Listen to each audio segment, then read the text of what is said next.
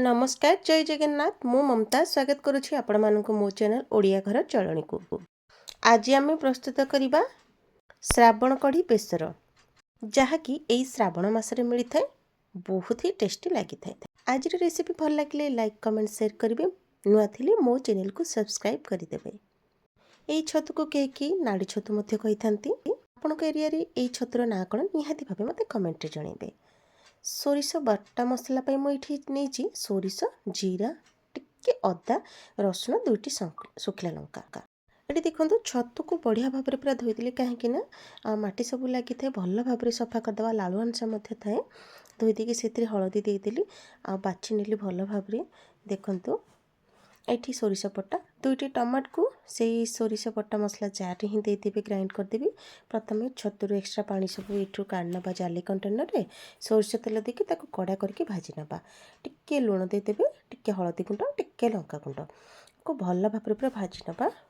मन रखिथे छतु को पूरा टिके प्रथमे कड़े रे किछि तेल न देकी पानी अंश को काढ़ीदबा बा चिपुड़ी दबा।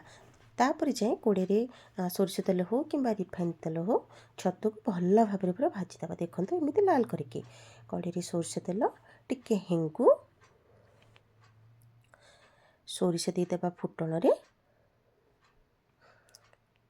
भृषंग पत्र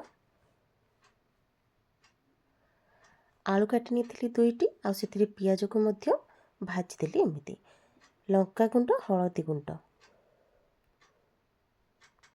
आ लुण को पकईकी भल भाव में पूरा भाजी नवा। आमरे जो सोरिष बटा मसला बाटी जी आवश्यक से ऐड करदे। आपण मैंने आपण मानकर क्वांटिटी अनुसार नहीं जाए। ये गैस फ्लेम टी हाई रहिबो। सोरिष मसला जेहेतु अधिक समय धरी कषिबे नहीं जद्वारा कि पिता लगी थाए। ये देखंतु दुईटी टमाट को जो ग्राइंड करदिली यही समय देदेवी।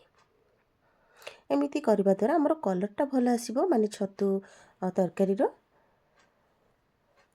ये देखंतु मसला पूरा बढ़िया से पूरा प्रस्तुत हो गला। बर्तमान ए जो भाजिकी रखी छतु को देदबा 5 ରୁ 7 minute low to medium heat रे आम भाजी नबा।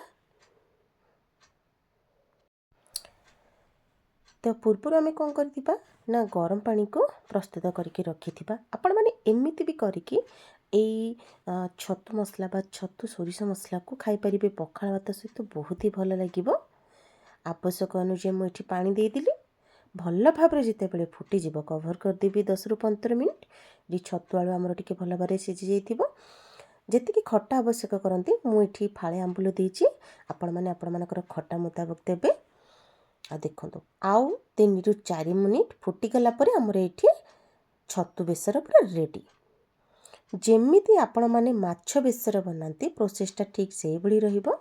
आ जदि मु बनैला बेले बनैबे ताहले बहुत ही बढ़िया लागिबो। कौन अब आपण माछ बेसर खाइबे एई बेसर को चोरीबे। ट्राई करंतु। रहिली नमस्कार जय जगन्नाथ।